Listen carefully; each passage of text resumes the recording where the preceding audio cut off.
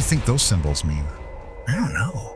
It's kind of cryptic. This looks like a fellow with a mullet who's got a psychedelic baseball cap and some cryptic symbols.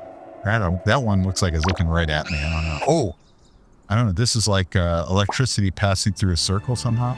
Oh, there's a beehive in here. Is there really? No, there's a wasp nest. Hornet nest, probably. Wasps love solar. Hornets love them. Squirrels love solar. What else loves? Raccoons love solar. Geckos. Ants. Pigeons love solar. I had bad pigeon problems like Seriously bad. I had to fence off my whole array. Now that can be an issue too, because you might have to protect the array from Goats. and sheep. Well, not sheep so much, but goats will eat wires. Right. It's spicy hay to them. Other animals you gotta be careful of: cows, horses, elk.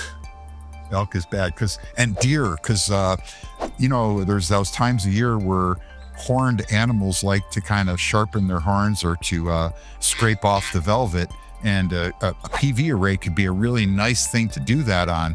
So we see frequently people might fence off around the perimeter of the array to keep out animals and people. There are some other strategies we use. One is called solar scrim, where it will be essentially a shade cloth that's suspended on cables under the array to keep the conductors from being physically accessible. I love solar scrim. Yeah, it's great. It's not cheap, but it's a really great solution where the alternative is constructing a fence around your solar array. I actually like fences for one reason. Some people will use them for a wood shed, for example, because the array can shield the wood from exposure to the rain. So that's one nice way that you can make use of it. But I'll caution, you have to be careful about putting stuff under the array. First of all, you don't want to be hitting the conductors. You don't want to be scratching the back sheets of the module.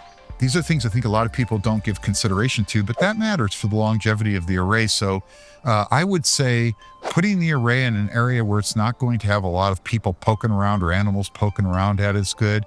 And then that solar scrim is certainly less expensive than fencing off the array. Right.